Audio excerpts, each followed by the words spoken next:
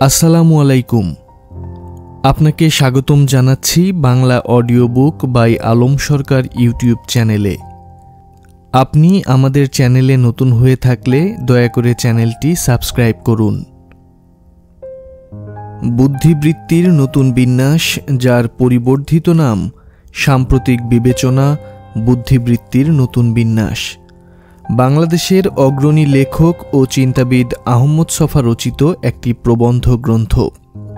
1972 সালে প্রকাশিত গ্রন্থটি ধারাবাহিকভাবে দৈনিক গণকণ্ঠ পত্রিকায় প্রকাশিত হয়। প্রকাশের 25 বছর পর অর্থাৎ 1997 সালে সাম্প্রতিক বিবেচনা অংশটা মূল নামের সাথে জুড়ে দেওয়া হয়। সাম্প্রতিক বিবেচনা শিরোনামে দীর্ঘ একটি ভূমিকা লেখেন আহমদ ছফা। মূল বই সম্পর্কে জানার আগে এই দীর্ঘ ভূমিকা সম্পর্কে জানা অত্যন্ত জরুরি। গ্রন্থটিতে আহমদ ছফা বাংলাদেশের বুদ্ধিবৃত্তিক জগতের মানচিত্র অঙ্কন করেন এবং বাংলাদেশের বুদ্ধিজীবীদের সুবিধাবাদিতার নগ্ন রূপ উন্মোচন করেন। বুদ্ধিবৃত্তির নতুন বিন্যাস আহমদ ছফার সর্বাধিক আলোচিত এবং বিতর্ক বা আলোড়ন সৃষ্টিকারী রচনা। মোট 4 খণ্ডে ভাগ করে আমরা পুরো বইটি আপনাদের কাছে তুলে ধরব। আজ প্রথম পর্ব, পরিবর্ধিত সংস্করণের ভূমিকা, সাম্প্রতিক বিবেচনা। 1. বুদ্ধিবৃত্তির নতুন বিন্যাস রচনাটি প্রকাশিত হয়েছিল 1972 সালে। এখন 1997। এরই মধ্যে 25 বছর পেরিয়ে গেছে। যখন লেখাটি প্রকাশিত হয় আমার বয়স বড়জোর 28। বিগত 25 বছরে এই লেখাটির অনেকগুলো সংস্করণ প্রকাশিত হয়েছে। স্বাধীনতার অব্যবহিত পরবর্তী সময়ে তৎকালীন পরিবেশ পরিস্থিতি স্নায়ুতন্ত্রের ওপর চাপ সৃষ্টি করে আমাকে এই লেখাটি লিখতে বাধ্য করেছিল। দৈনিক গণকণ্ঠ পত্রিকায় 17টি কিস্তিতে আমি লেখাটা লিখি, পরে বই আকারে প্রকাশ করি। গ্রন্থাকারে প্রকাশিত হওয়ার পর লেখাটি নানা লোকের দৃষ্টি আকর্ষণ করতে সক্ষম হয়। বিশেষ করে রাজনীতি সচেতন তরুণদের কাছে লেখাটি আশাতীত জনপ্রিয়তা লাভ করে।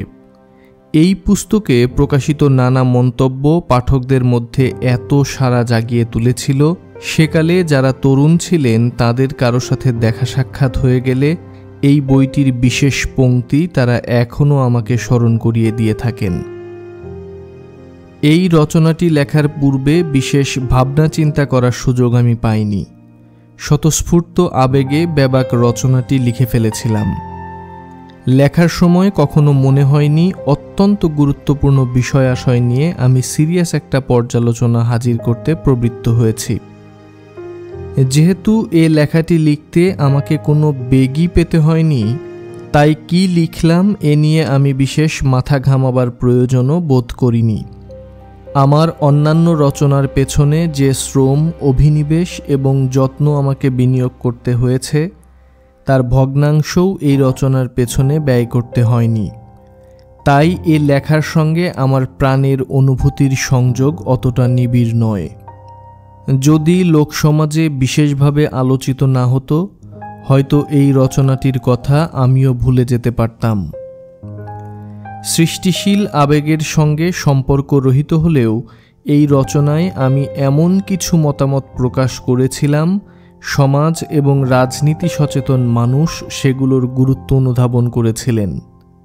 এই বইয়ের পাঠকেরাই আমাকে বারংবার স্মরণ করিয়ে দিয়েছেন, এই বইটি যেহেতু আমার কলম থেকে বেরিয়েছে, সুতরাং গ্রন্থ প্রকাশিত মতামতের দায় দায়িত্বও আমাকে বহন করতে হবে। এখানে আমি সবিনয়ে নিবেদন করতে চাই, আমার সাধ্যমতো সেই দায় দায়িত্ব আমি বহন করেছি। মাঝে মাঝে এমন চিন্তাও আমার মনে আসে, লেখাটি যদি না লিখতাম হয়তো আমার জীবন অন্যরকম হতে পারত।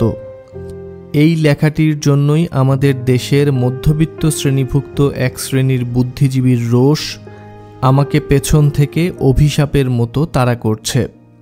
অদ্যাবধি আমি জীবনে স্বস্তি কি বস্তু তার সন্ধান পাইনি। আগামীতে কোনোদিন পাব সে ভরসাও করি নে। তথাপি এই রচনাটি লেখার জন্য এক ধরনের গর্ব অনুভব করি।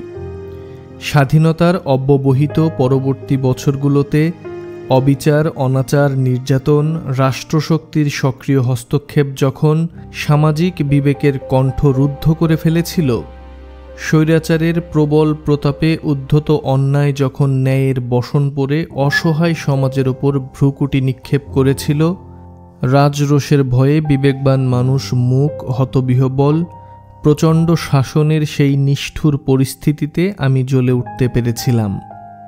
এটা অহংকারে স্ফীত হওয়ার মতো কিছু না হলেও নিতান্ত সামান্য বিষয় মনে করি নে। প্রতিটি দ্রোহ, প্রতিটি প্রতিবাদ তার শাস্তির দিক যেমন আছে, তেমন পুরস্কারেরও একটা ব্যাপারেতে রয়েছে। শাস্তির কথাটা বলেছি, এখন পুরস্কারের কথা বলি। ন্যায়ের পক্ষে যারা কথা বলে, কাজ করে, মানব হৃদয়ের স্বতঃস্ফূর্ত সম্মানবোধ তাদের অভিমুখে ধাবিত হয়। এই ছিপছিপে গ্রন্থটি রচনা করার কারণে তরুণতর প্রজন্মের মনে আমি একটা স্থান করে নিতে পেরেছিলাম। এই লেখাটি নিয়ে 25 বছর আগে যেভাবে আলোচনা হতো, এখনও নানা জায়গায় সেরকম আলোচনা হতে দেখি। সেই জিনিসটাকেই আমি পুরস্কার বলে ধরে নিয়েছি। বুদ্ধিবৃত্তির নতুন বিন্যাস প্রকাশিত হওয়ার পর যখন সকলে লেখাটির তারিফ করতে থাকেন, আমাদের দেশের কৃতবিদ্য লোকদের কেউ কেউ আগ্রহী হয়ে প্রতিবাদী বই পুস্তক লিখতে আরম্ভ করেন। সেগুলো যদি যথার্থ দ্রোহ এবং প্রতিবাদ ধারণ করতে পারত, তাহলে আমিই সবচেয়ে বেশি সন্তোষ বোধ করতে পারতাম। অন্তত মনে করতে পারতাম আমি নেহাত অরণ্যে রোদন করিনি। আমার উত্তাপিত কণ্ঠস্বরে সাড়া দেওয়ার লোক পাওয়া গেছে। আমি একা নই, কিন্তু আমাকে নিদারুণভাবে হতাশ হতে হয়েছে। এই ভদ্রলোকদের রচনাসমূহে বাকচাতুর্য আছে, কিন্তু প্রতিবাদের আগুন নেই। পণ্ডিতদের এই ধরনের ভাবের ঘরে চুরি করার কসরত দেখে দেখে আমি প্রায় স্থির সিদ্ধান্তে উপনীত হয়েছি, সম্মানের কাঙাল মানুষেরা কী ধরনের সামাজিক উৎপাতের কারণ হতে পারেন। সম্পূর্ণ নিরাসক্ত দৃষ্টিতে যখন আমি বুদ্ধিবৃত্তির নতুন বিন্যাসের সঙ্গে পরবর্তীকালে পণ্ডিতদের প্রকাশিত পুস্তকগুলোর তুলনা করি, কেন জানি আমার সেগুলোকে তাজা বোমার পাশে সারসার ভেজা পটকার মতো মনে হতে থাকে। বুদ্ধিবৃত্তির নতুন বিন্যাস রচনাটির প্রতি আমার অন্য এক বিশেষ কারণে একটা বিরক্তিবোধ রয়েছে। যথেষ্ট না হলেও সাহিত্যের নানা শাখায় অবশ্যই কিছু দাহিকা শক্তিসম্পন্ন রচনা আমি লিখেছি। এই সকল রচনায় আমার মনন, মেধা এবং শ্রমের অধিকাংশ ব্যয় করেছি। কিন্তু মানুষ অনেক সময়ে আমার সাহিত্যকর্ম বলতে একমাত্র বুদ্ধিবৃত্তির নতুন বিন্যাসের কথা উল্লেখ করে থাকেন। যদিও মুখ ফুটে কিছু বলতে পারিনি, এই জিনিসটি আমাকে খুবই আহত করে। আমি নিজেকেই প্রশ্ন করেছি, লোকে ওই লেখাটির কথা বলে কেন? আমার অন্যান্য রচনার কি কোনো সাহিত্য মূল্য নেই? আমার অন্যান্য রচনাকে আড়াল করে রাখার জন্য এই বইটির প্রতি একটা চাপা নালিশ সব সময়ই পুষে আসছিলাম। 2. এই লেখার শুরুতেই জানিয়েছি, বুদ্ধিবৃত্তির নতুন বিন্যাস প্রথম প্রকাশিত হয়েছিল 1972 সালে। এখন 97, মাঝখানে সিকি শতাব্দীর ব্যবধান।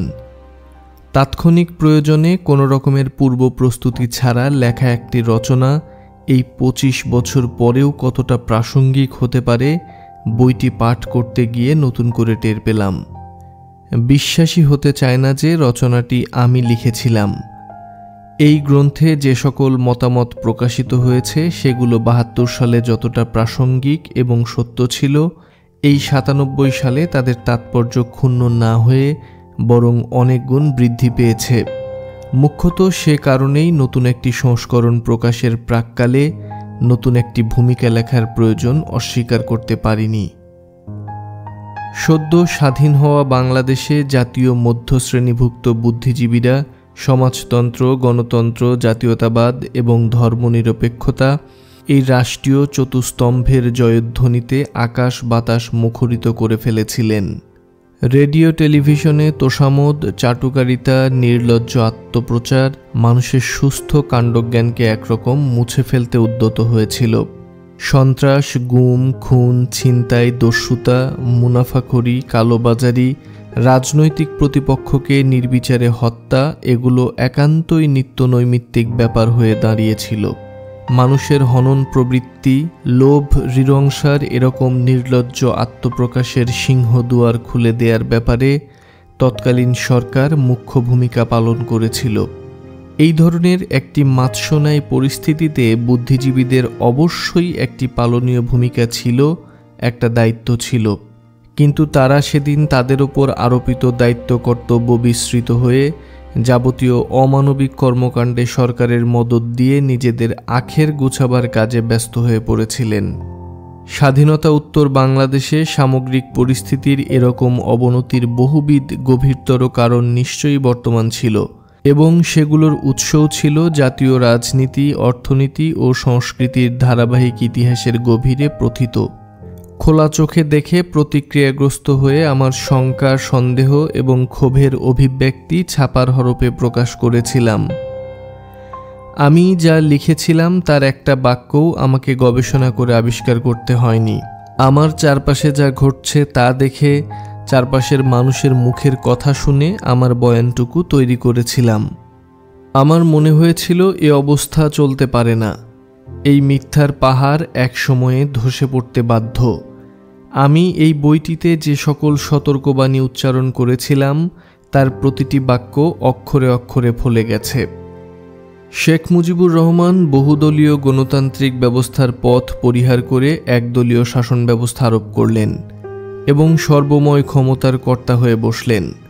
সমাজতন্ত্র, গণতন্ত্র, ধর্মনিরপেক্ষতা এবং জাতীয়তাবাদ এই চারটি প্রতীতিকে জাতীয় মূলনীতি হিসেবে নির্ধারণ করলেন বটে, কিন্তু কার্যক্ষেত্রে সেগুলো একদলীয়, আরও সুনির্দিষ্ট করে বলতে গেলে এক ব্যক্তির শাসন ত্রাসনের হাতিয়ারে পরিণত হলো। তার মর্মান্তিক পরিণতি হলো এই যে শেখ মুজিবুর রহমানকে সপরিবারে নিহত হতে হলো।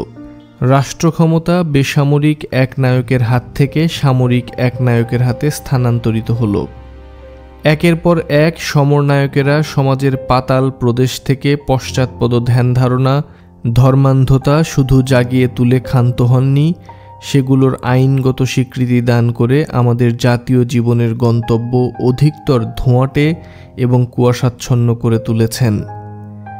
স্বাধীনতার শুরু থেকেই বুদ্ধিজীবীরা একজোট হয়ে শেখ মুজিবের অগণতান্ত্রিক একদলীয় শাসনের বিরুদ্ধে যদি রুখে দাঁড়াতেন, তাহলে আমাদের জাতিকে এতটা পথ পশ্চাৎ প্রত্যাবর্তন করতে হতো না।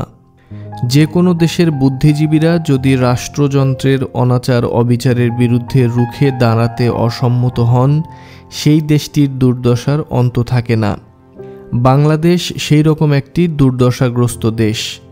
এই দুর্দশা থেকে মুক্তি পাওয়ার কোনো উদ্যোগ, কোনো প্রয়াস কোথাও পরিদৃশ্যমান নয়। বর্তমানে সরকার সমর্থক বুদ্ধিজীবীরা যে ভূমিকাটি পালন করছে তা কিছুতেই ৭২ থেকে ৭৫ পর্যন্ত সময়সীমার মধ্যে আওয়ামী বাকশালী বুদ্ধিজীবীরা যে কাপুরুষোচিত ভূমিকা পালন করেছে তার চাইতে বেশি আলাদা নয়। তাদের কথাবার্তা শুনে মনে হয় ৭২-৭৩ সাল থেকে টাইম মেশিনে চড়ে তারা এই ৯৭ সালে পদার্পণ করেছেন।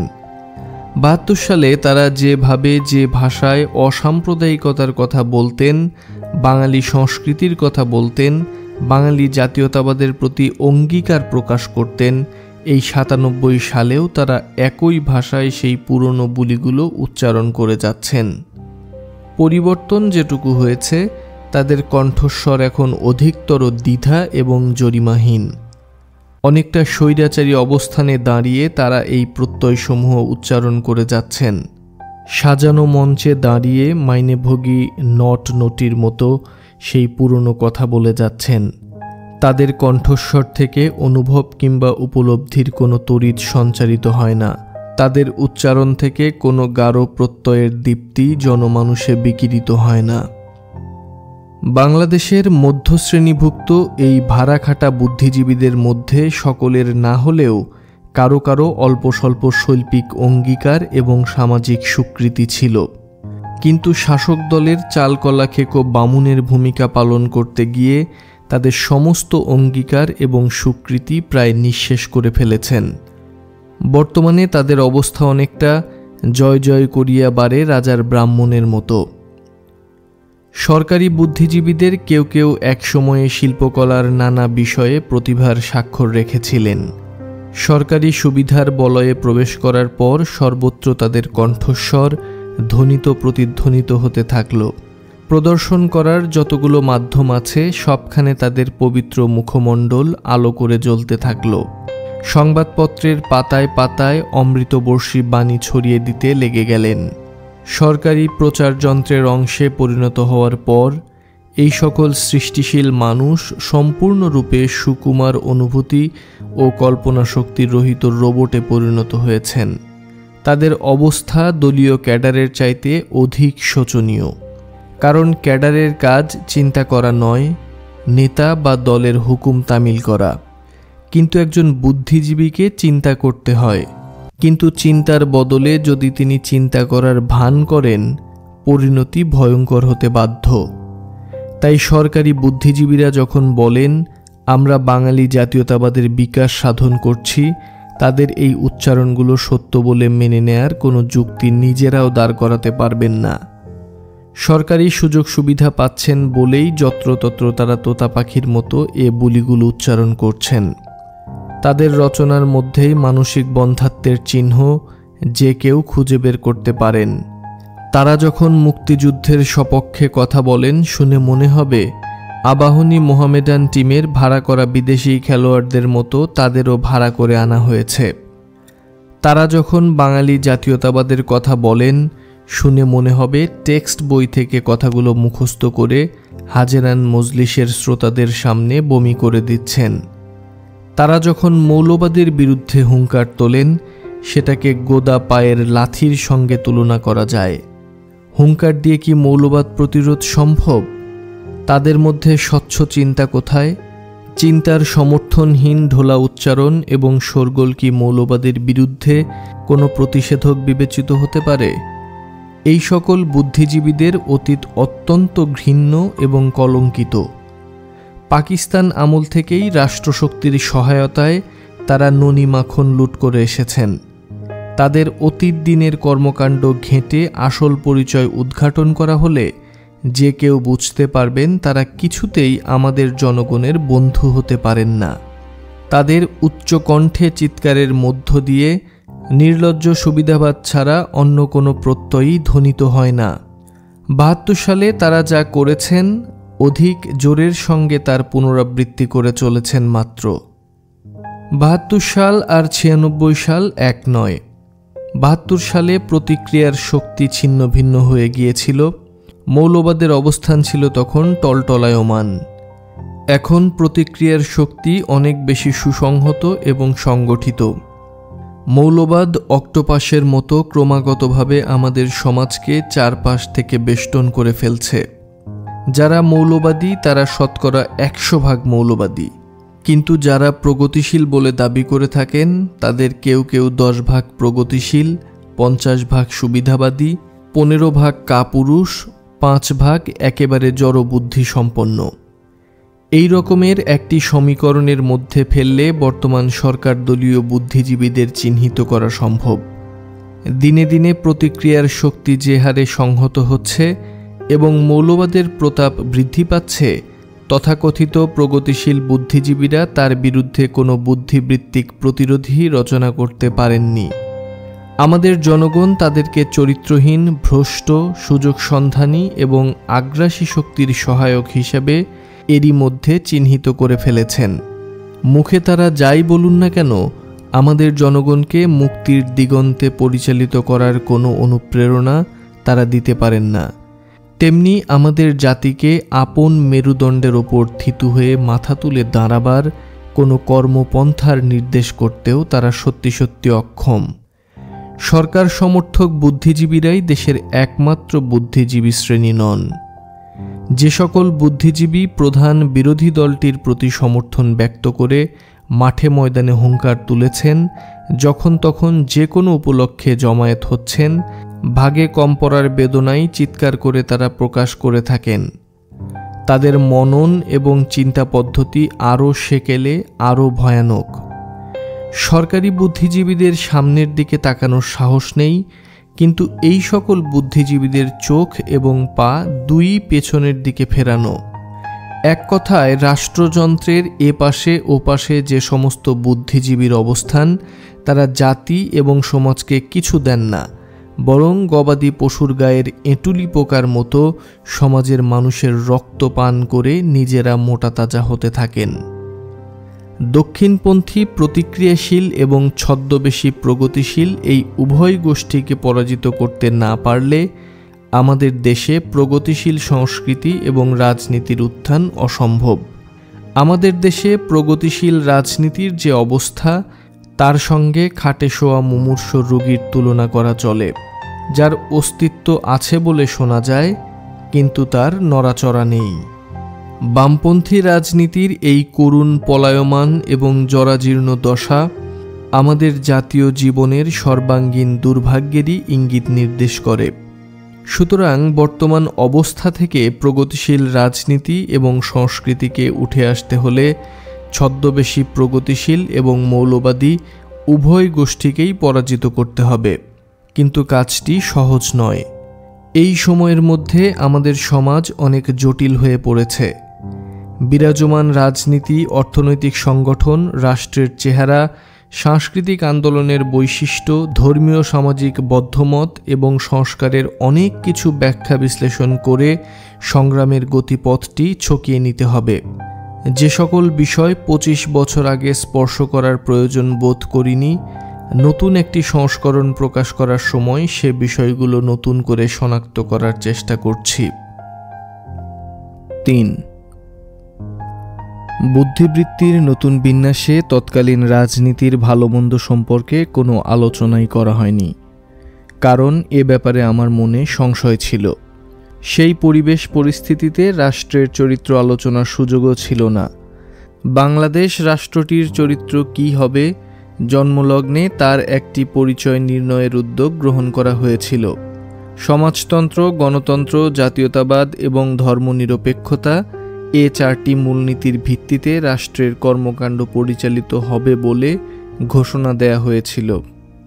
বাংলাদেশের তৎকালীন সমাজের বাস্তব অবস্থা এবং রাষ্ট্রীয় আদর্শের ফাঁকা বুলির মধ্যে পার্থক্যের পরিমাণ এত অধিক ছিল যে 1 বছর সময়ের মধ্যেই আমার কাছে প্রতীয়মান হয়েছিল এ জিনিস চলবে না, চালানো যাবে না। একটা বিপত্তি ঘনিয়ে আসছে, বাতাসে আমি তার গন্ধ শুঁকেছিলাম। কার্যকারণ সম্পর্কে বিচারের অবকাশ হয়নি। একজন লেখক হিসেবে ষষ্ঠ ইন্দ্রিয়ের সাহায্যে এই সমূহ সর্বনাশের সংকেত আমার মনে জ্বলে উঠেছিল। পরবর্তীতে অল্পদিন না যেতেই দেখা গেল শেখ মুজিবুর রহমান সংবিধান পরিবর্তন করে স্বয়ং প্রধানমন্ত্রীর স্থলে রাষ্ট্রপতি হয়ে বসলেন। সংসদীয় গণতন্ত্রের পন্থা পরিহার করে একদলীয় শাসন কায়েম করলেন। তারপর মুজিবের শাসন 3 বছর পূর্ণ হওয়ার পূর্বেই তিনি সপরিবারে মর্মান্তিকভাবে নিহত হলেন। একজন বা একাধিক ব্যক্তির হত্যার মধ্য দিয়ে রাষ্ট্রের পরিচয় পাল্টে যাওয়ার দৃষ্টান্ত পৃথিবীতে অধিক নেই, অথচ বাংলাদেশের ক্ষেত্রে সেই ব্যাপারটিই ঘটেছে। সমাজতন্ত্র এবং ধর্মনিরপেক্ষতার এই প্রত্যয় দুটো সংবিধান থেকে ঝরে পড়ল। বেশ কিছুদিন সামরিক শাসন চালু থাকার পর জিয়াউর রহমান যখন পুনরায় বহুদলীয় সংসদীয় গণতান্ত্রিক ব্যবস্থার প্রবর্তনের উদ্যোগ গ্রহণ করলেন, সংবিধানের শিরোভাগে বিসমিল্লাহির রহমানির রাহিম এসে স্থান করে নিল। রাষ্ট্রের চরিত্রের আমূল পরিবর্তন ঘটে গেল। জিয়াউর রহমানের পর হুসেইন মোহাম্মদ এরশাদ ক্ষমতায় এসে ইসলাম ধর্মকে বাংলাদেশের একমাত্র রাষ্ট্রধর্ম হিসেবে সাংবিধানিক স্বীকৃতি দিয়ে বসলেন। মুজিব পরবর্তী বাংলাদেশের শাসকবৃন্দ ঘোষণা দিয়ে রাষ্ট্রীয় সংবিধানের মধ্যে যেমন পরিবর্তন এনেছেন, তেমনি রাষ্ট্রায়ত্ত শিল্প বাণিজ্যের প্রতিষ্ঠান, ব্যাংক, বিমা এগুলো ব্যক্তি মালিকানায় ছেড়ে দেওয়ার প্রক্রিয়া চালু করেন। জিয়াউর রহমান তার শাসনামলে শিল্প প্রতিষ্ঠান ব্যক্তির হাতে ছেড়ে দেওয়ার প্রক্রিয়াটি শুরু করেন। এরশাদের আমলে এসে সেই প্রক্রিয়াটি অত্যন্ত জোরে সোরে অনুসৃত হতে থাকে। সামরিক শাসক এরশাদের পতনের পর জনগণের ভোটে নির্বাচিত হয়ে খালেদা এলেন। খালেদাকে পরাজিত করে হাসিনা। এই বারংবার ক্ষমতার হাত বদলের মধ্যেও রাষ্ট্রীয় পুঁজি ব্যক্তির হাতে স্থানান্তরের প্রক্রিয়াটি প্রতিটি নতুন সরকারের আমলে অধিকতর বেগবান হয়েছে। বর্তমান শেখ হাসিনার আমলেও যে অল্প স্বল্প পুঁজির নিয়ন্ত্রণভার সরকারের হাতে আছে, ব্যাংক, বিমা ইত্যাকার যে প্রতিষ্ঠানগুলোর মালিক খোদ সরকার, সেগুলো ব্যক্তি মালিকদের হাতে ফিরিয়ে দেওয়ার জন্য IMF, বিশ্বব্যাংক এই সমস্ত আন্তর্জাতিক অর্থলগ্নিকারী প্রতিষ্ঠান নিরন্তর চাপ প্রয়োগ করে আসছে। বাংলাদেশ রাষ্ট্রটির আসল স্বরূপ নিয়ে যে বিতর্ক সাম্প্রতিককালে কতিপয় জাতীয় প্রতীককে ঘিরে ঘনীভূত হয়েছে, মোটা দাগে সেগুলো এরকম। জাতি হিসেবে বাংলাদেশিদের পরিচয় কি হবে? বাঙালি না বাংলাদেশি? বাংলাদেশের সংখ্যাগরিষ্ঠ মুসলিমদের পরিচয় মুসলমান না বাঙালি? বাংলাদেশিরা জয় বাংলা বলবে না বাংলাদেশ জিন্দাবাদ বলবে? শেখ মুজিবুর রহমান, যার নেতৃত্বে বাংলাদেশের জনগণের আত্মনিয়ন্ত্রণের অধিকারের সংগ্রাম ধাপে ধাপে বিকশিত হয়ে স্বাধীনতা সংগ্রামে রূপ লাভ করেছে, কোন পরিচয়ে তাকে চিহ্নিত করা হবে? তিনি বাংলাদেশ রাষ্ট্রের স্থপতি নাকি বাঙালি জাতির জনকের অভিধায় চিহ্নিত হবেন? বর্তমান বাংলাদেশের দুটি প্রধান ক্ষমতাসীন দল আওয়ামী লীগ এবং প্রধান বিরোধী দল বাংলাদেশ জাতীয়তাবাদী দল এই সমস্ত প্রতীকের মধ্যেই তাদের অন্তর্গত বৈপরীত্য এবং মতাদর্শগত বিরোধ সন্ধান করছে। যে প্রতীকগুলো নিয়ে দুটি প্রধান দলের মধ্যে বিরোধ বিসংবাদ চলছে, সেই প্রতীকগুলোর ভাবার্থ এবং গভীর ব্যঞ্জনা নিরপেক্ষ দৃষ্টিতে খতিয়ে দেখলে কোনো বৈপরীত্য আবিষ্কার করা সত্যি সত্যি অসম্ভব হয়ে দাঁড়াবে। আমরা বাঙালি এ কথা যেমন সত্য, তেমনি আমাদের বাংলাদেশি পরিচয়ও মিথ্যা নয়। সংখ্যাধিক জনগোষ্ঠীর মুসলমানিত্বের পরিচয় বাঙালিত্বের পরিচয় খারিজ করে না। জয় বাংলা এবং জিন্দাবাদ শব্দ দুটির মধ্যে অর্থগত কোনো বিরোধ না থাকলেও মুক্তিযুদ্ধের সময় জয় বাংলা শব্দবন্ধটি একটি বিশেষ তাৎপর্য লাভ করেছিল, সে কথা কেউ অস্বীকার করতে পারবে না। যেহেতু আওয়ামী লীগ মুক্তিযুদ্ধের মূল নেতৃত্বের দাবিদার, সেই সুবাদে জয় বাংলা শব্দবন্ধটি তারা একচেটিয়াভাবে ব্যবহার করে থাকেন। অন্য কোনো ব্যক্তিবর্গ যদি আওয়ামী লীগ বিরোধী একটি রাজনৈতিক সংগঠন দাঁড় করিয়ে জয় বাংলা শব্দটিকে ব্যবহার করতে থাকেন, আওয়ামী লীগের তরফ থেকে আপত্তি উত্থাপন করার কোনো কারণ কি থাকতে পারে? যদি বাংলা ভাষার শব্দ হওয়ার কারণে জিন্দাবাদের বদলে জয় বাংলার গ্রহণযোগ্যতা অধিক হয়ে থাকে, সেক্ষেত্রে অবশ্যই প্রশ্ন উঠবে, আওয়ামী লীগ শব্দবন্ধটিও বাংলা নয়। আওয়ামী শব্দটি উর্দু এবং লীগ শব্দটি ইংরেজি। তারপরে শেখ মুজিবুর রহমানের কথা ধরা যাক। তিনি স্বাধীন বাংলাদেশের স্থপতি না বাঙালি জাতির জনক? মুজিবকে স্বাধীন বাংলাদেশের স্থপতি হিসেবে মেনে নিলে কারো কোনো বিতর্কের অবকাশ থাকে না, কিন্তু তাকে বাঙালি জাতির জনক হিসেবে প্রতিষ্ঠিত করতে চাইলে আরও একটি প্যাঁচালো বিতর্কের জন্ম দেয়া হয় মাত্র। বাংলাদেশের বাইরে ভারতের নানা জায়গায় বাঙালিরা বসবাস করে থাকেন। তারা শেখ মুজিবকে বাঙালি জাতির জনক হিসেবে মেনে নিতে স্বীকৃত হবেন না। প্রকৃত অর্থে শেখ মুজিবের নেতৃত্বে বাংলাদেশ ভূখণ্ডটি স্বাধীন হয়েছে। তাকে যদি জাতির জনক হিসেবে মেনেও নিতে হয়, বাংলাদেশি জাতির জনক বলাই অধিকতর সঙ্গত। তাই যদি হয়, তাহলে বাংলাদেশ জাতীয়তাবাদী দলের বাংলাদেশি জাতীয়তাবাদ প্রতিষ্ঠার দাবি প্রকারান্তরে স্বীকার করা হয় নাকি? বাংলাদেশি বলে কোনো জাতি যেমন নেই, তেমনি কোনো পিতাও থাকতে পারে না। 1971-এর মুক্তি সংগ্রামের মাধ্যমে বাংলাদেশে যে নতুন একটি রাষ্ট্র জন্ম নিয়েছে, তার ভেতরের যে সংকট, তার সঙ্গে সাম্প্রতিককালে দুটি প্রধান দলের মধ্যে যে প্রতীকী বিরোধ চলছে, তার সম্পর্ক নিতান্তই ক্ষীণ। আসলে যাহা জল তাহাই পানি। বাংলার হিন্দুরা পানিকে জল বলে, আর বাংলার মুসলমানেরা জলকে পানি বলে। আবার বাংলার বাইরে হিন্দু মুসলমান সবাই জলকে পানিই বলে থাকে। পানি শব্দটি সংস্কৃত থেকে এসেছে। জল বাংলা শব্দ। জল ও পানির মধ্যে মৌলিক কোনো পার্থক্য নেই। তারপরেও দীর্ঘদিন পর্যন্ত বাংলার হিন্দু মুসলমানের বিরোধ জল অথবা পানি শব্দ দুটো উচ্চারণের মধ্য দিয়েই প্রতীকী ব্যঞ্জনা লাভ করেছে। সংকটের আসল এলাকাকে পাশ কাটিয়ে প্রতীকের মধ্যে বিরোধ আবিষ্কার করার প্রবণতার কারণ বীজ বাংলাদেশ রাষ্ট্রটির জন্ম প্রক্রিয়ার মধ্যেই অনুসন্ধান করতে হবে। বাংলাদেশ আওয়ামী লীগ রাজনৈতিক দলটি বাংলাদেশের স্বাধীনতা সংগ্রামে নেতৃত্ব দান করার কৃতিত্ব দাবি করে থাকে। দলটির এ দাবি একটুও অসঙ্গত নয়। তা সত্ত্বেও এ কথাটি অসত্য নয়। যে সমস্ত নেতা আওয়ামী লীগের জন্ম প্রক্রিয়াটি সূচিত করেছিলেন তারা সকলেই পাকিস্তান আন্দোলনের নেতৃত্ব দান করেছিলেন। আওয়ামী লীগের প্রধান স্থপতি মৌলানা আব্দুল হামিদ খান ভাসানী, হোসেন শহীদ সোহরাওয়ার্দী এবং শেখ মুজিবুর রহমান এই তিন ব্যক্তিত্ব পাকিস্তান রাষ্ট্র প্রতিষ্ঠায় প্রণিধানযোগ্য ভূমিকা পালন করেছেন। পাকিস্তানের পশ্চিম অংশের কাছ থেকে ন্যায্য অংশ আদায় করার দাবিতে তারাই আবার আওয়ামী লীগ সংগঠনটি দাঁড় করিয়েছেন।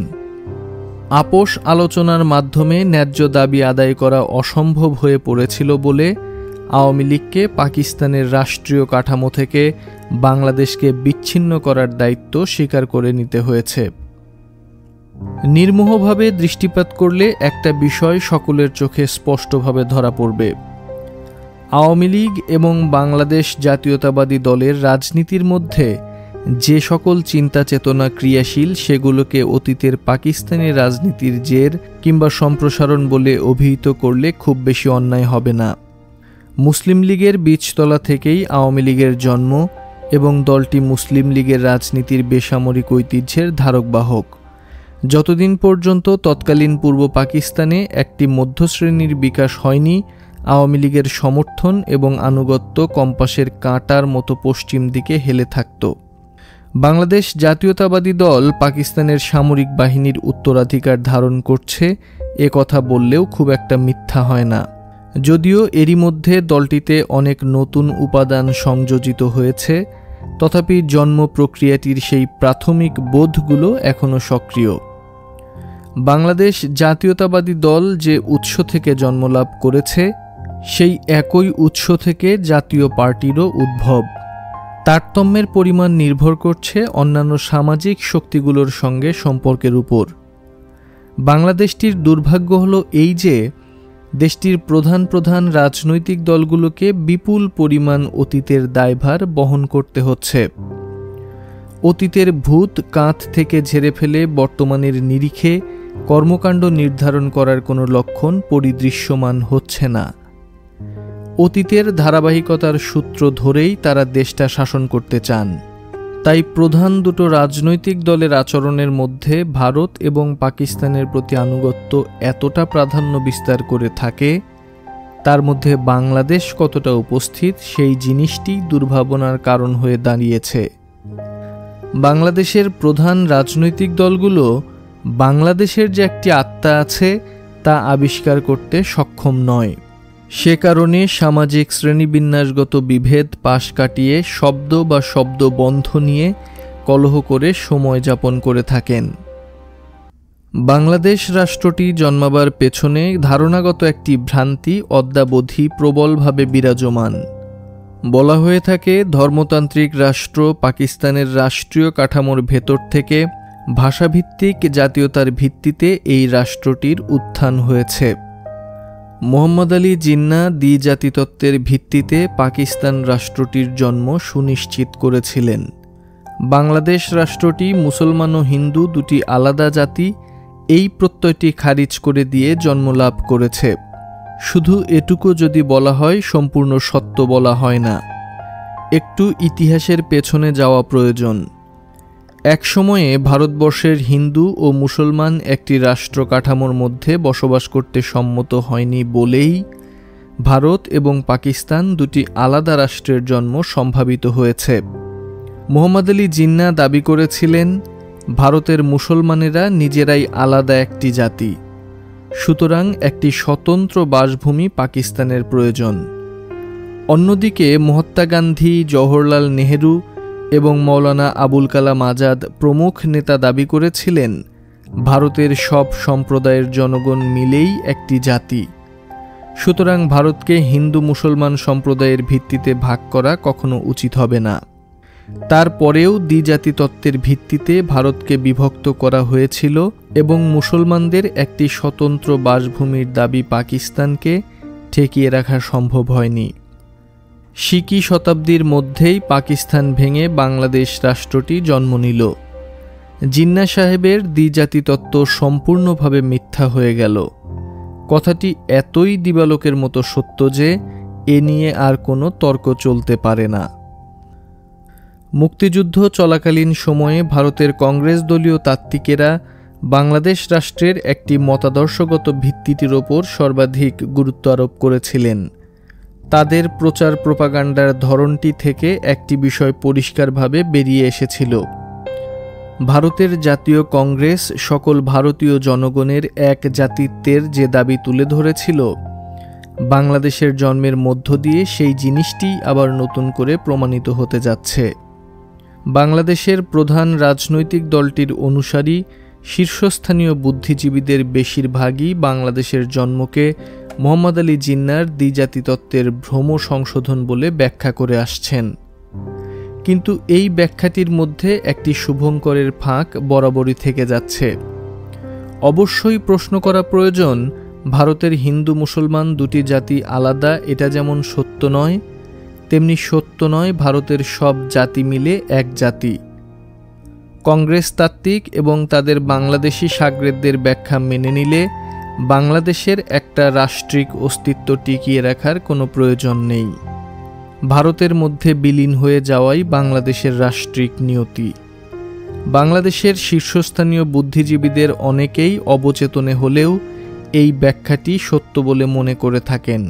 তাই তাদের মধ্যে এমন একটা ভারতমুখীনতা লক্ষ্য করা যায়, যার অর্থ পরিষ্কার এরকম দাঁড়াবে, বাংলাদেশ রাষ্ট্র একটি খণ্ডকালীন অস্তিত্ব মাত্র।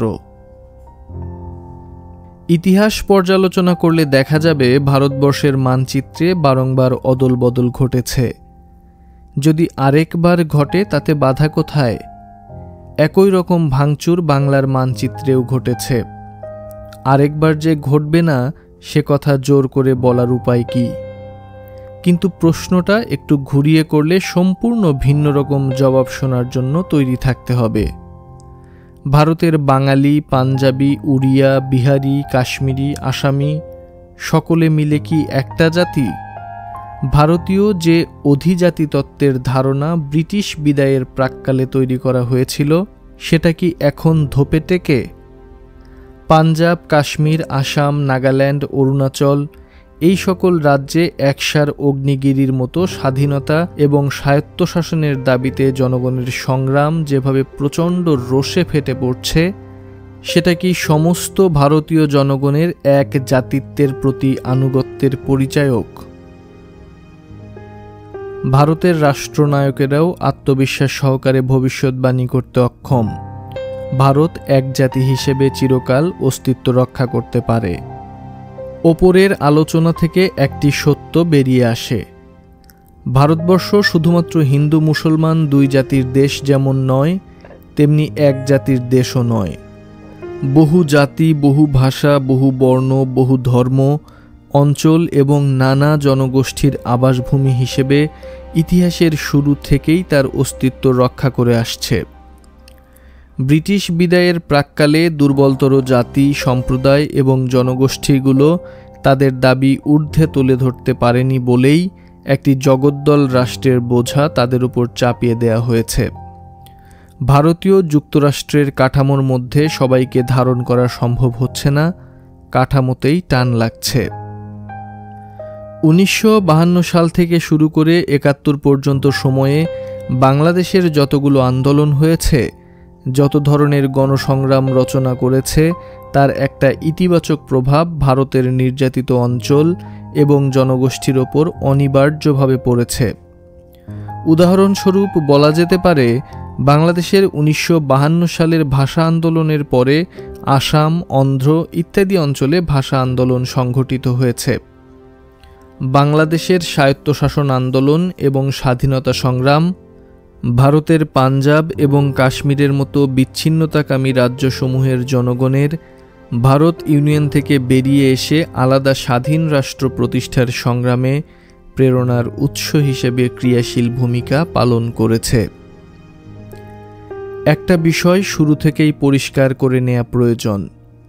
নানা অপূর্ণতা ও সীমাবদ্ধতা থাকা সত্ত্বেও রাষ্ট্রবিজ্ঞানের সংজ্ঞা অনুসারে ভারত উপমহাদেশের মধ্যে বাংলাদেশ সবচাইতে আধুনিক রাষ্ট্র।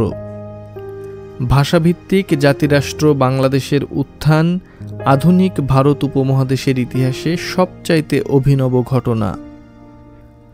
বাংলাদেশ জাতিরাষ্ট্রের আদর্শ ঊর্ধ্বে তুলে ধরে তাবৎ ভারত উপমহাদেশের অবহেলিত অঞ্চল এবং জনগোষ্ঠীর ওপর ব্যাপক প্রভাব বিস্তার করেছে এবং দিনে দিনে সে প্রভাব বৃদ্ধি পাচ্ছে। জাতিরাষ্ট্র হিসেবে বাংলাদেশের উত্থান স্বীকার না করে যারা শুধুমাত্র জিন্নাহ সাহেবের জাতিতত্ত্বের ভ্রম সংশোধনকেই বাংলাদেশের জন্মের কারণ মনে করেন, জ্ঞাতসারে কিংবা অজ্ঞাতসারে এমন একটা ভ্রান্তির মধ্যে নিজেদের নিক্ষেপ করেন, চূড়ান্ত বিচারে বাংলাদেশ রাষ্ট্রের অস্তিত্বকেই একটা খণ্ডকালীন ব্যাপার বলে মেনে নিতে তারা কদাচিৎ দৃষ্টিভঙ্গিগত বিভ্রান্তি থেকে মুক্ত হতে পারেন। বাংলাদেশ ভাষাভিত্তিক জাতিরাষ্ট্রের গন্তব্যটি দ্ব্যর্থহীনভাবে আমাদের জনগোষ্ঠীর মনে অনপনেয়ভাবে গেঁথে দেওয়ার প্রয়োজন রয়েছে। বুদ্ধিবৃত্তির নতুন বিন্যাস লেখাটিতে একটি বিশেষ প্রান্তিক জাতিসমূহের ওপর যে নির্যাতন নিপীড়ন চলে আসছে তার একটি সংক্ষিপ্ত বর্ণনা আমি হাজির করেছিলাম। সাম্প্রতিক বিবেচনা যখন তৈরি করছি, উপজাতীয় জনগোষ্ঠীর অধিকার আদায়ের সংগ্রাম একদিকে যেমন একটি দীর্ঘস্থায়ী জনযুদ্ধের আকার পেয়েছে, তেমনি অন্যদিকে শক্তিশালী প্রতিবেশীর আগ্রাসী তৎপরতার বিষয়বস্তুতেও পরিণত হয়েছে। শুরুতে উপজাতীয় জনগোষ্ঠীর মৌলিক অধিকার স্বীকার না করার মনোভাব থেকেই এই সংকটের জন্ম হয়েছে। আসলে আমাদের নিপীড়িত জনগণের জীবনের যে মূল সংকট, উপজাতীয় জনগোষ্ঠীর সংকট তার চাইতে খুব একটা বিচ্ছিন্ন নয়। তাদের বিশেষ বিশেষ অধিকারের সাংবিধানিক স্বীকৃতি দানের মাধ্যমে তাদের আস্থা অর্জন করার এখনই প্রকৃষ্ট সময়। বিলম্বে অনর্থপাত ঘটে যেতে পারে। 4. অর্থনীতি রাজনীতির মূল চালিকা শক্তি। রাজনীতির চেহারাটি কী দাঁড়াবে নেপথ্যে অর্থনীতি নির্ধারণ করে দেয়। বাংলাদেশের বর্তমান রাজনীতির দিকচিহ্নহীনতা এবং গণবিরোধী চরিত্র সেটাকে বাংলাদেশের অচল বন্ধা অর্থনীতির যথার্থ প্রতিফলন বললে খুব বেশি বলা হয় না। অনড় স্থবির গতিহীন অর্থনীতি রাজনীতিতে ক্রমাগত সংঘাত ডেকে আনছে। বাংলাদেশের অর্থনীতি এমন একটা দুষ্ট চক্রের মধ্যে আটকা পড়ে আছে, সেখান থেকে উত্তরণের কোনো সম্ভাবনা পরিদৃশ্যমান নয়। বাংলাদেশের জনগণ মুখ্যত অর্থনৈতিক উন্নয়নের মাধ্যমে নিজেদের ভাগ্য পরিবর্তন করার তাগিদেই মুক্তি সংগ্রামে ঝাঁপিয়ে পড়েছিল। পশ্চিম পাকিস্তানের শাসক গোষ্ঠী পাকিস্তান সৃষ্টির পর থেকেই পূর্ব পাকিস্তানকে উপনিবেশ হিসেবে ব্যবহার করে আসছিল। তৎকালীন পূর্ব পাকিস্তানকে শোষণ করে পাকিস্তানের শ্রীবৃদ্ধি ঘটেছে বিস্তর। পাকিস্তানের পূর্বাঞ্চলের অর্থনীতিতে উন্নয়নের কোনো উদ্যোগই গ্রহণ করা হয়নি। এখানকার আদিম কৃষিনির্ভর অর্থনীতির কোনো রূপান্তর ঘটানো হয়নি। একথা যেমন সত্য, তেমন পূর্বাঞ্চলের কৃষিপণ্যের থেকে মুনাফা অর্জন করে পশ্চিমারা তাদের অঞ্চলে সম্পদের পাহাড় গড়েছে, তাও সত্য। এখানে কলকারখানা স্থাপন করা হয়নি। শিল্প বাণিজ্য বিকশিত করে তোলার সুচিন্তিত পদক্ষেপ কখনো গ্রহণ করা হয়নি। একটি কৃষিভিত্তিক অঞ্চলের অর্থনৈতিক উন্নয়নের জন্য যে একটি পরিকল্পিত উন্নয়ন পরিকাঠামো প্রয়োজন, সে ব্যাপারে একেবারেই নজর দেয়া হয়নি। তৎকালীন পূর্ব পাকিস্তানে অল্প স্বল্প যে শিল্প কারখানা গড়ে তোলা হয়েছিল, সেগুলোর মালিক ছিলেন পশ্চিমারা। পূর্বাঞ্চলের সস্তা কাঁচামাল এবং শ্রমিকের স্বল্প মজুরির উপর নির্ভর করে পশ্চিম পাকিস্তানের শিল্পপতিরা নিজেদের সহজ মুনাফা আয় করার তাগিদেই এই অঞ্চলে কিছু কিছু শিল্প কারখানা স্থাপন করেছিলেন। এই সব শিল্প কারখানার লভ্যাংশ এই অঞ্চলে বিনিয়োজিত না হয়ে পশ্চিম পাকিস্তানে চলে যেত। পাকিস্তানের 22টি প্রধান পুঁজিপতি পরিবারের মধ্যে মাত্র একটিই ছিল পূর্বাঞ্চলে। পাকিস্তানের যে পরিমাণ বৈদেশিক ঋণ এবং সাহায্য পশ্চিমের ধনী দেশগুলো থেকে আসত, তার সিংহভাগ ব্যয় করা হতো পশ্চিম পাকিস্তানে। সুফল যেটুকু ভোগ করত পশ্চিমারা। পূর্ব পাকিস্তানকে বইতে হতো বৈদেশিক ঋণের দায়ভাগ। তৎকালীন পূর্ব পাকিস্তানের জনগণ পশ্চিমাদের এই অর্থনৈতিক শোষণের বিরুদ্ধে সংগঠিত হয়ে প্রতিবাদ করেছেন, আন্দোলন করেছেন। আলাপ আলোচনার মাধ্যমে তাদের ন্যায্য হিস্সা আদায় করা যখন অসম্ভব বলে মনে হয়েছে, তখনই পূর্ব পাকিস্তানের জন্য স্বতন্ত্র একটা অর্থনৈতিক নির্মাণের কর্মসূচি গ্রহণ করে রাজনৈতিক সংগ্রামে নেমেছেন। মূলত আওয়ামী লীগের 6 দফা কর্মসূচি ছিল পূর্ব পাকিস্তানের জনগণের একটি স্বতন্ত্র অর্থনৈতিক নির্মাণের দলিল। পশ্চিমারা বরাবরই এই ন্যায্য অধিকারের দাবিকে বিচ্ছিন্ন হওয়ার ষড়যন্ত্র বলে চিহ্নিত করার চেষ্টা করেছে। 70-এর নির্বাচনে তৎকালীন পূর্ব পাকিস্তানের জনগণ 6 দফার পক্ষে আওয়ামী লীগকে ভোটের মাধ্যমে নিরঙ্কুশভাবে বিজয়ী করলেও পশ্চিমারা নির্বাচিত প্রতিনিধিদের হাতে ক্ষমতা হস্তান্তর করতে রাজি হয়নি। অধিকন্তু পশ্চিমা সামরিক জান্তা পূর্ব পাকিস্তানের জনগণের প্রতিরোধের বুদ্ধ চুরমার করে ফেলার জন্য রাতের অন্ধকারে তৎকালীন নিরীহ নিরস্ত্র জনগণের ওপর আক্রমণ চালিয়ে বসেছে।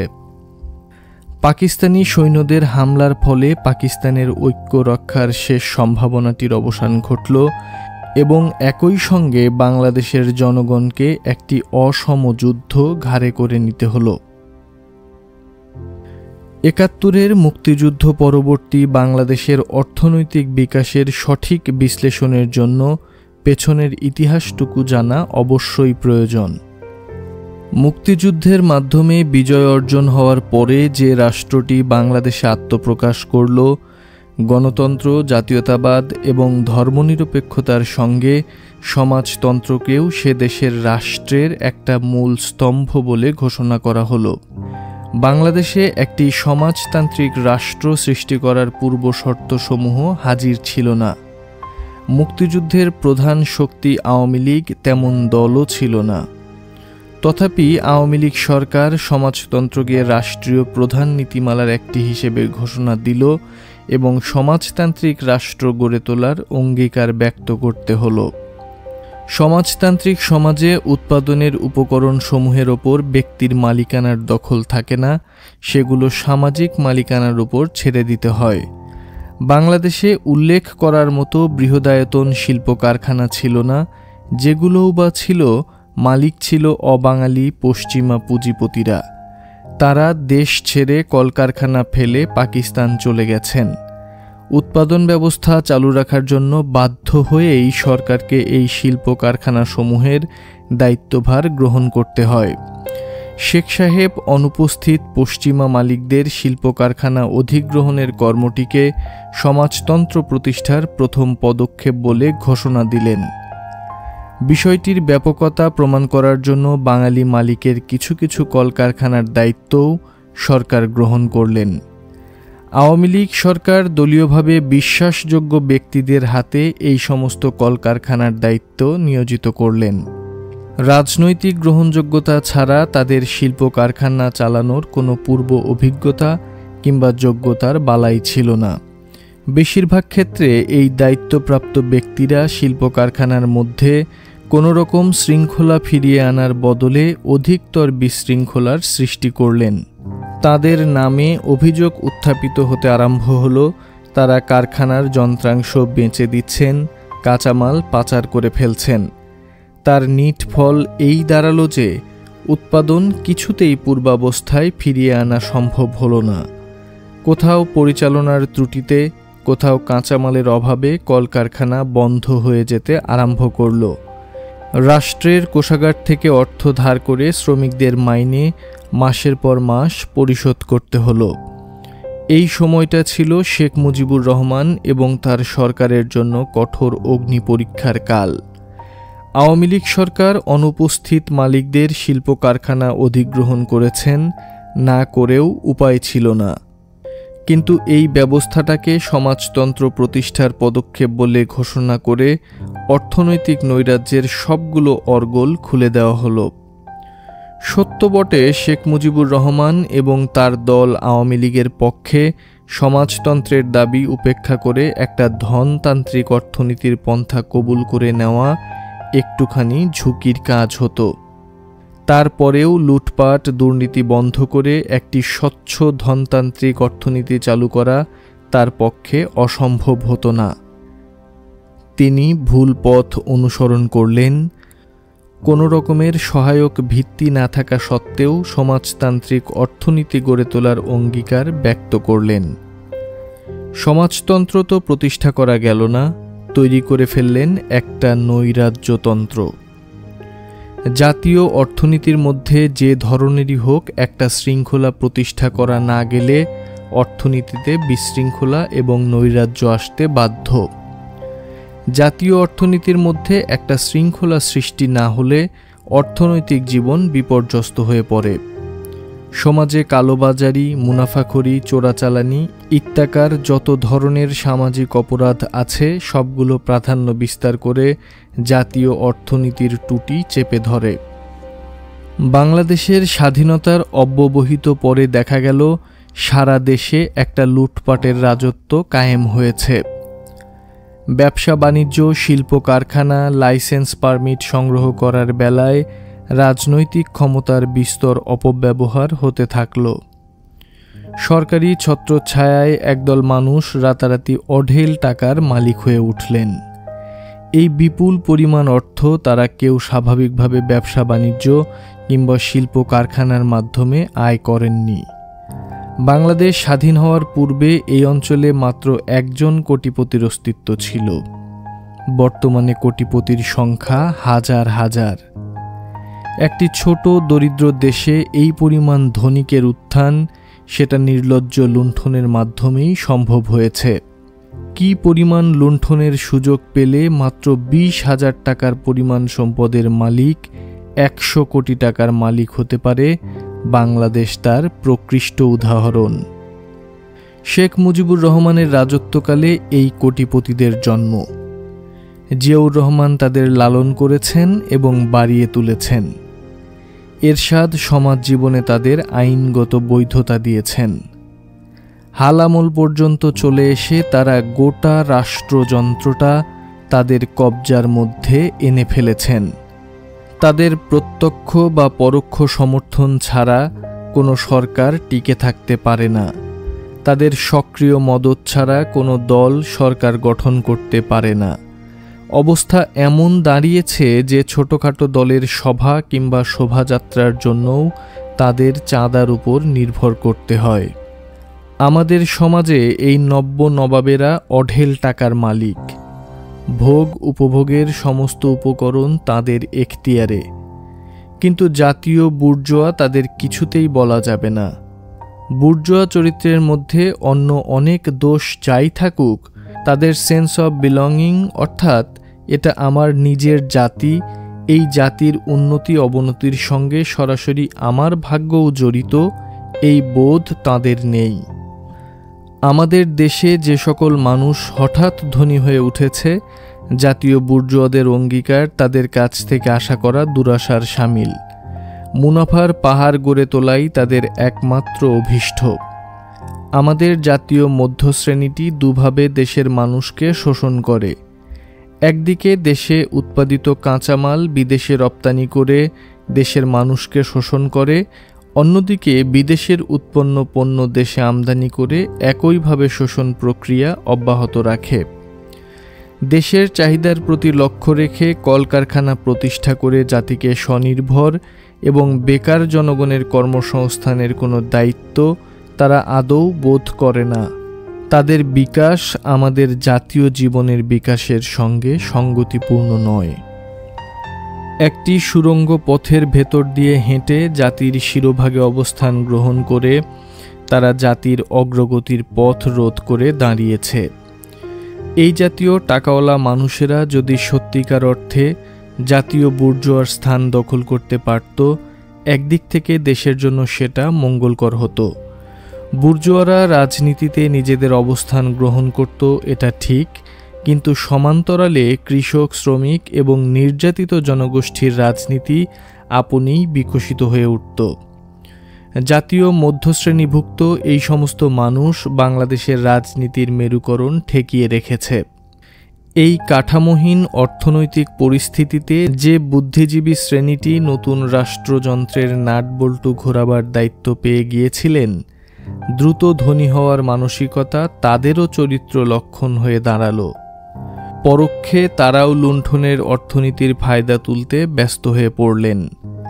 সরকারি আমলা, বিশ্ববিদ্যালয়ের শিক্ষক, ডাক্তার, ইঞ্জিনিয়ার, আইনজীবী সহ সাদা পোশাকের পেশাজীবীদের বেশিরভাগেরই চরিত্র থেকে মূল্যবোধ এবং নৈতিকতা একেবারেই বিদায় নিল। এই ধরনের একটি লোভ লাভের সার্বিক পরিস্থিতিতে বুদ্ধিজীবীরা কখনো ঋজু শির দাঁড়ার অধিকারী হতে পারেন না। বাংলাদেশের বুদ্ধিজীবীরা যে বেশিরভাগ চরিত্রভ্রষ্ট, তার মূল কারণ লুণ্ঠনের অর্থনীতির মধ্যেই নিহিত। এই দেশে কৃষক শ্রেণীর রাজনীতির একটা গৌরবজনক ঐতিহ্য ছিল। শ্রমিক শ্রেণীর রাজনীতির বেগবান একটা ধারা ছিল। অতীতে ক্ষমতার পালা বদলে তারা বড় বড় ভূমিকা পালন করেছেন। এই দেশের অনূন্য ৭০% মানুষ কৃষক। জনসংখ্যার বিচারে জাতীয় রাজনীতিতে তাদের ভূমিকার কথা দূরে থাকুক, সক্রিয় উপস্থিতিও লক্ষ্য করা যায় না। বেকার রাজনীতি নিলামে কোনো পণ্য হয়ে দাঁড়িয়েছে। কৃষক, শ্রমিক, নির্যাতিত জনগোষ্ঠী তাদের পছন্দ মতো প্রতিনিধি সংসদে পাঠানোর কথা স্বপ্নেও ভাবতে পারেন না। যারা চড়া দাম দিয়ে ভোট কিনে নিতে পারে, যারা গুন্ডা এবং মাস্তান লাগিয়ে পুলিং বুথ দখল করে নিতে পারে, নির্বাচনে তারাই অনিবার্যভাবে জয়লাভ করে। কৃষক এবং নির্যাতিত মানুষ নির্বাচনে অংশগ্রহণ করে ভোট দিয়ে থাকেন। ভোট দিতে বিরত থাকলেও তাদের ভোট আকাশ থেকে ফেরেশতা এসে দিয়ে যায়। দরিদ্র মানুষেরা ভোট দিতে পারেন, কিন্তু নিজেদের মনোনীত ব্যক্তিকে নির্বাচিত করে সংসদে পাঠাবার অধিকার তাদের নেই। আগুনের ছবি আগুনের মতো দেখালেও তার দাহিকা শক্তি থাকে না। বাংলাদেশে বর্তমানে যে গণতন্ত্র চালু আছে, সেই জিনিসটি তৃণমূল থেকে উঠে আসেনি। পশ্চিমা শক্তিগুলো দুনিয়াজোড়া গণতন্ত্রের খবরদারির দায়িত্ব গ্রহণ করেছে। তারাই এখানে গণতান্ত্রিক প্রক্রিয়াটি চালু রেখেছে। কমিউনিজমের পতনের আগে তারা সেনা ছাউনির উপর নির্ভর করত। হালফিল তাদের গণতন্ত্রের চর্চার ওপর অত্যাধিক জোর প্রয়োগ করা ছাড়া গত্যন্তর নেই। বাংলাদেশে যে গণতন্ত্রের চালু আছে, সেটা যে গণতন্ত্রের প্রহসন, পার্শ্ববর্তী দেশ ভারতের পশ্চিম বাংলার সঙ্গে তুলনা করলে বিষয়টা স্পষ্ট হবে। বিগত রাজ্যসভা নির্বাচনে কালুডোম নামে বর্ধমান জেলার এক প্রার্থী সর্বভারতে পরিচিত এবং কংগ্রেস প্রার্থীকে বিপুল ভোটের মাধ্যমে পরাজিত করেছেন। কালুডোম নামটিতেই তার পেশাগত পরিচয় পাওয়া যায়। এরকম বাংলাদেশে কল্পনা করাও কি সম্ভব? পেশাজীবী মানুষ তাদের মন মতো প্রতিনিধিকে সংসদে পাঠাবার কথা কি চিন্তাও করতে পারেন? বাংলাদেশের সংসদে নানা দল থেকে যে সকল সাংসদ নির্বাচিত হয়েছেন, তারা শতকরা 60 স্থানীয়ভাবে ঢাকা এবং 20 জেলা সদরে বসবাস করেন। তাদের শরীরে শ্রম ঘামের কোনো গন্ধ নেই। গ্রামীণ জনগোষ্ঠীর আশা আকাঙ্ক্ষার সঙ্গে তাদের কোনো সম্পর্ক নেই। প্রকৃত প্রস্তাবে বাংলাদেশে যে গণতন্ত্র চালু আছে, তার মাধ্যমে আসল জনগণের শত্রুরা নির্বাচনে জিতে নির্যাতিত জনগোষ্ঠীর বুকের উপর সওয়ার হয়ে রক্ত শোষণ করার আইনগত বৈধতাই অর্জন করে। ক্ষমতাসীন দলের নির্বাচনের লড়াইয়ে জেতার সম্ভাবনা ক্ষীণ হয়ে এলে দলে দলে যে দলটি জিতবে তার পক্ষপুটে আশ্রয় গ্রহণ করে। দেখা যাবে আজকে যে আওয়ামী লীগের হয়ে নির্বাচন লড়ছে, গত নির্বাচনে সে একই ব্যক্তি জাতীয়তাবাদী দলের পক্ষ থেকে নির্বাচনে অংশগ্রহণ করেছিল। জাতীয়তাবাদী দল থেকে জাতীয় পার্টিতে যাওয়া, জাতীয় পার্টি থেকে আওয়ামী লীগে আসা, এগুলো নিত্যনৈমিত্তিক ব্যাপার হয়ে দাঁড়িয়েছে। জাতীয় রাজনীতিতে আদর্শবাদের ক্ষীণতম ছোঁয়াটুকু আর অবশিষ্ট নেই। রাজনৈতিক সুবিধাবাদী গোটা রাজনীতি নিয়ন্ত্রণের নিয়ামক শক্তি হয়ে দাঁড়িয়েছে। ব্যক্তি বা গোষ্ঠীর স্বার্থটাই সেখানে প্রধান। দেশের জনগণের ভালো মন্দের সঙ্গে তার কোনো সম্পর্ক নেই।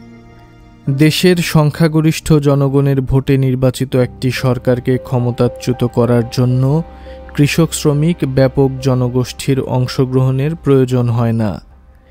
এ থেকে প্রমাণিত হয় গণতন্ত্রের শেকড় এখানে কত দুর্বল। শুধু ছাত্ররা একটি সরকারের পতন ঘটাতে সক্ষম হয়েছে। ছাত্র, শ্রমিক, কৃষক জনগোষ্ঠীর অংশগ্রহণ ছাড়াই শুধুমাত্র আমলা এবং এনজিও কর্তারা আরেকটি পতন ঘটাতে পেছপা হবে না। মৎস্যোদ্যোগী শ্রেণীর হাতে রাষ্ট্রীয় ক্ষমতা নিয়ন্ত্রণের চাবিকাঠি থাকায় গণতন্ত্র এখানে প্রাতিষ্ঠানিকতা লাভ করতে পারছে না। সমাজের তৃণমূল অবধি গণতান্ত্রিক মূল্যবোধ প্রসারিত হতে পারছে না। এই মুৎসুদ্দি শ্রেণী অনড় অটল হয়ে সমাজের পথ রুদ্ধ করে দাঁড়িয়ে আছে। তাদের প্রভাব খর্ব করতে না পারলে যে কোনো ধরনের ইতিবাচক রাজনৈতিক উত্তরণের আশা সুদূর পরাহত থেকে যাবে। 5. বাঙালি সংস্কৃতি থেকে প্রাণরস আহরণ করে জাতীয়তার বোধটি পুষ্ট ও বিকশিত হয়েছে। তথাপি বাংলাদেশের সংস্কৃতির আশানুরূপ অগ্রগতি হয়নি। কতিপয় জটিল সংকট সংস্কৃতির চর্চার পথটিকে কণ্টকাকীর্ণ করে রেখেছে। বাংলাদেশের সংখ্যাধিক জনগণের মানস সংকটেরই প্রতিফলন ঘটেছে সংস্কৃতিতে। বাংলাদেশ নামে যে ভূখণ্ডটিতে আমাদের বসবাস, 25 বছর আগে সেই দেশটি ধর্মতান্ত্রিক পাকিস্তান রাষ্ট্রের অংশ ছিল।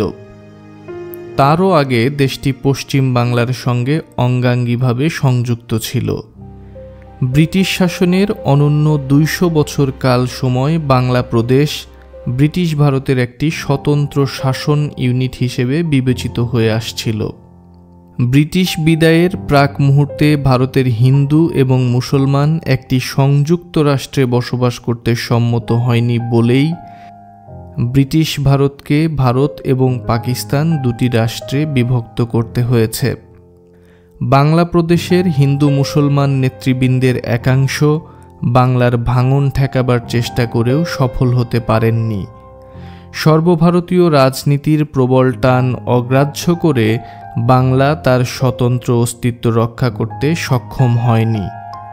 হিন্দু প্রধান পশ্চিমবঙ্গ ভারত ইউনিয়নের অন্তর্ভুক্ত হয়েছে এবং মুসলিম প্রধান পূর্ববঙ্গ পাকিস্তানের পূর্বাঞ্চল হিসেবে স্বতন্ত্র রাষ্ট্রিক অস্তিত্বের মধ্যেই অবস্থান তৈরি করেছে। পাকিস্তান ঘোষিতভাবেই ছিল ধর্মতান্ত্রিক রাষ্ট্র। পাকিস্তান সৃষ্টির অল্পকালের মধ্যেই পূর্বাঞ্চলের লোকদের বোধোদয় হতে থাকে যে ধর্মতান্ত্রিক পাকিস্তান রাষ্ট্রের কাঠামোর মধ্যে তাদের ভাষা, সংস্কৃতি, অর্থনৈতিক এবং রাজনৈতিক অধিকার কিছুই সুনিশ্চিত নয়। 1952 সালের ভাষা আন্দোলনের মধ্য দিয়ে সর্বপ্রথম তাদের সংগঠিত প্রতিবাদটি জন্ম নেয়। ভাষা আন্দোলন থেকে শুরু করে বাংলাদেশের মানুষ পাকিস্তানি জাতীয়তার বোধটি খারিজ করে বাঙালি জাতীয়তার বোধটি আঁকড়ে ধরে অগ্রসর হতে আরম্ভ করে। এই অগ্রযাত্রার পথটি সরল এবং এক রৈখিক নিশ্চয়ই ছিল না। অনেক দ্বিধা এবং দোদুল্যমানতা তাতে আছে। শেষ পর্যন্ত 1971 সালের মুক্তিযুদ্ধের মধ্যে বাংলাদেশের জাতীয়তার সংগ্রাম এই পর্যায়ে একটা চূড়ান্ত রূপ লাভ করে। মুক্তিযুদ্ধের পর বাংলাদেশ স্বাধীন রাষ্ট্র হিসেবে আত্মপ্রকাশ করে।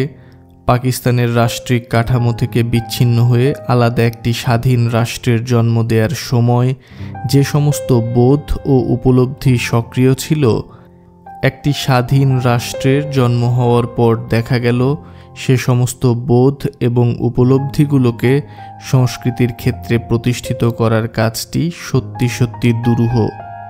বাংলাদেশে ভাষাভিত্তিক যে জাতীয় রাষ্ট্রটি সৃষ্টি হয়েছে তার সাংস্কৃতিক চেহারার একটি নির্দিষ্ট আকার দান করার প্রশ্নটা যখন উঠল, তখনই প্রকৃত সংকটটা আত্মপ্রকাশ করল। বাংলাদেশে যে নতুন রাষ্ট্রসত্তাটি জন্ম নিয়েছে, তার যে দাবি এটা সম্পূর্ণ স্বতন্ত্র। এই অঞ্চলের সংখ্যাগুরু অধিবাসী মুসলমান। শুধুমাত্র ধর্মের বন্ধনকে মান্য করে ১৫০০ মাইল দূরবর্তী একটি অঞ্চলের মানুষের সঙ্গে এক রাষ্ট্রের মধ্যে বসবাস সম্ভব নয় বলেই নতুন একটি রাষ্ট্র সৃষ্টি করেছে এবং রাষ্ট্র গঠনের উপাদান হিসেবে ধর্মের স্থান থাকতে পারে সেই প্রত্যয়টা খারিজ করে দিয়েছে। তারপরেও একটা প্রশ্ন মুখ্য হয়ে দেখা দিয়েছে। এই সংখ্যাগরিষ্ঠ মুসলমান জনগোষ্ঠী, যাদের বেশিরভাগ দরিদ্র এবং নিরক্ষর, তাদের নতুন সমাজের প্রয়োজনে ধর্মের অভিভাবকত্বহীন একটা সাংস্কৃতিক প্রেক্ষিত সৃষ্টির পাশাপাশি বাংলাদেশের সকল ধর্মের এবং প্রান্তিক জনগোষ্ঠীর কাছে গ্রহণযোগ্য একটা সাংস্কৃতিক পরিমণ্ডল নির্মাণ করার চ্যালেঞ্জটা যখন সামনে এলো, দেখা গেল বাংলাদেশের বুদ্ধিজীবীদের তার সম্মুখীন হওয়ার ক্ষমতা, প্রস্তুতি, মেধা এবং মানসিকতা কোনোটাই নেই। যুদ্ধোত্তর বাংলাদেশে একটি সাংস্কৃতিক রেনেসার প্রয়োজন সবচাইতে অধিক ছিল। একটি সর্বব্যাপ্ত জাগরণ, নতুন মানসিকতা বোধের উদ্বোধন এবং বুদ্ধিবৃত্তিক একটি উত্থানের ঢেউ লেগে শিল্প, সংস্কৃতি এবং সাহিত্যের কোনো শাখা ঋদ্ধ সমৃদ্ধ হয়ে উঠতে পারেনি। পাকিস্তান আমলে যে সকল ব্যক্তি পাকিস্তান সৃষ্ট প্রতিষ্ঠানসমূহের ভেতর থেকে পাকিস্তান রাষ্ট্রের বিরোধিতা করে জাতীয় আন্দোলনের প্রতি কখনো ক্ষীণ, কখনো জোরালো সমর্থন ব্যক্ত করার চেষ্টা করতেন, স্বাধীন বাংলাদেশে রাষ্ট্রশক্তির পৃষ্ঠপোষকতায় তারা একটা নিরাপদ অবস্থান পেয়ে গেলেন। দেশটির সংস্কৃতির অভিভাবক নতুন ব্রাহ্মণের ভূমিকায় আবির্ভূত হয়ে স্বৈরাচারী রাষ্ট্রশক্তির সহায়তায় আত্মতুষ্টি এবং তোষামোদের এমন পরাকাষ্ঠা প্রদর্শন করতে আরম্ভ করলেন, বাঙালি জনগোষ্ঠীর মুক্তি সংগ্রাম তরঙ্গ তার মধ্যে ধ্বনিত হয়ে উঠল না। কৃষক, মজুর, দরিদ্র জনগোষ্ঠী যারা মুক্তিযুদ্ধে সর্বাধিক আত্মত্যাগ করেছে, তাদের আশা আকাঙ্ক্ষার কোনো চিহ্নই তাদের চিন্তা চেতনায় স্থান করে নিতে পারেনি। তারাও বাঙালির রাষ্ট্র, বাঙালি জনগণের কথা বলতেন, কিন্তু সেগুলো বিমূর্ত ধারণার অধিক কিছু ছিল না।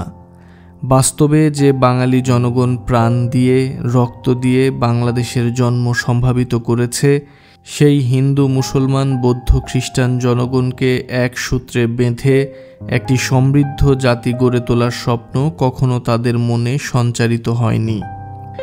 যে সাংস্কৃতিক নেতৃশ্রেণীটি বাংলাদেশ আমলে জাতির শিরোভাগে চলে এসেছিল, পাকিস্তান আমলে পাকিস্তান সৃষ্ট প্রতিষ্ঠানসমূহের মধ্যেই তাদের বিকাশ এবং সমৃদ্ধি। তাদের অবস্থান টিকিয়ে রাখার জন্য তারা পাকিস্তানি শাসকদের সহযোগিতা করতেন, আবার বাঙালি জনগণের উত্থানের সম্ভাবনা দেখে নিজেদের বাঙালিত্বের পরিচয়টাও তুলে ধরার চেষ্টা করতেন। এই শ্রেণীর মানসিক দোলাচল ব্যক্তিসম্পন্ন লোকেরা যখন বাংলাদেশ রাষ্ট্রটির অভিভাবক হয়ে বসলেন, দেখা গেল তাদের সৃষ্টি শক্তি অবশিত হয়ে গেছে, নতুন কিছু সৃষ্টি করার ক্ষমতা আর তাদের নেই। রাজনীতির ক্ষেত্রে যে জিনিসটি ঘটেছে, দেখা গেল সংস্কৃতির ক্ষেত্রেও তার পুনরাবৃত্তি ঘটতে আরম্ভ করেছে। পশ্চিম বাংলা থেকে যে সকল মুসলমান বুদ্ধিজীবী জিন্না সাহেবের দ্বিজাতি তত্ত্ব মেনে নিয়ে উজ্জ্বল ভবিষ্যৎ সৃষ্টির আশায় তৎকালীন পূর্ব পাকিস্তানে চলে এসেছিলেন, তাদেরই একটা অংশ আজকাল শেরওয়ানি পাল্টে গলায় খদ্দর ঝুলিয়ে তার স্বরে নিজেদের বাঙালি বলে জাহির করতে আরম্ভ করলেন। তাদের এই উচ্চারণগুলো ছিল মেকি ভরং সর্বস্ব। একটি নতুন জাতির বিকাশ সম্ভাবিত করার জন্য তাদের পালনীয় কোনো ভূমিকা ছিল না। জনগণের মধ্যে ঐক্য সৃষ্টি করার বদলে তারা বিভেদের বীজই বপন করলেন। 1975 সালে শেখ মুজিবুর রহমান সপরিবারে নিহত হওয়ার পর দেখা গেল ৭১-এর পরাজিত শক্তিসমূহ আবার মাথা তুলতে আরম্ভ করেছে। প্রেসিডেন্ট জিয়াউর রহমান এবং প্রেসিডেন্ট এরশাদ এই সমস্ত শক্তিকে পাতাল প্রদেশ থেকে টেনে তুলে আমাদের সমাজ জীবনে পুনর্বাসনের ব্যবস্থা করলেন। মুক্তিযুদ্ধের অর্জনসমূহ একে একে ধুলোয় গড়াগড়ি খেতে লাগল। সমস্ত পরিবেশটা সাম্প্রদায়িকতার বিষ বাষ্পে বিষিয়ে তোলা হলো। প্রতিক্রিয়াশীল শক্তিসমূহের প্রতাপ অধিকতর বিস্তৃত হয়ে পড়ল। সংস্কৃতির গতিপথটার মোড় ঘুরিয়ে দেওয়ার জন্য নিত্য নতুন কৌশলের উদ্ভাবন করা হতে থাকল। বাঙালিত্বের বিপরীতে মুসলমান পরিচয়টা খুঁচিয়ে বের করার জন্য তাদের চেষ্টার অন্ত রইল না। মুক্তিযুদ্ধের লক্ষ লক্ষ শহীদের প্রাণের বিনিময়ে যে দেশটি জন্ম নিয়েছে তার প্রকৃত পরিচয় মুছে দিয়ে দেশটিকে আবার নতুন পাকিস্তানে পরিণত করার সর্বাত্মক পাঁয়তারা করতে থাকল। সমাজের ওপর হতে তলা পর্যন্ত পশ্চাৎপদ ধারণা রাজ্যপাট বিস্তার করতে আরম্ভ করল। স্বাধীনতার অব্যবহিত পরে আওয়ামী লীগ গণতান্ত্রিক প্রক্রিয়া হত্যা করে যদি একদলীয় শাসন কায়েম না করে বসত, স্বৈরাচারী শক্তি সমাজের ওপর জেঁকে বসে মুক্তিযুদ্ধের সমস্ত অর্জন, সমস্ত প্রতিশ্রুতি হাওয়ায় মিশিয়ে দিতে পারত না। যে জনগণ মুক্তিযুদ্ধ করে দেশকে স্বাধীন করেছে, সে জনগণের গণতান্ত্রিক অধিকার হরণ করে সর্বনাশের পথ উন্মুক্ত করে দিয়েছিল আওয়ামী লীগ। পরবর্তীকালে আওয়ামী লীগকেও তার বলি হতে হয়েছে। আওয়ামী লীগের পরাজয়ের সঙ্গে সঙ্গে আওয়ামী লীগ সমর্থিত বুদ্ধিজীবীরা স্বৈরশাসনের পেছনে এমন কোনো সাংস্কৃতিক প্রতিরোধ, এমন কোনো ভাবাদর্শিক জাগরণ রচনা করতে পারেননি যাতে করে সাম্প্রদায়িক ভাবাদর্শের সার্থক প্রতিরোধ করা সম্ভব হয়। সাম্প্রদায়িক শক্তির সহায়তায় আওয়ামী লীগকে ক্ষমতায় বসতে হয়েছে এবং সাম্প্রদায়িক ভাবাদর্শের সঙ্গে আপোষও করতে তাদের হয়েছে।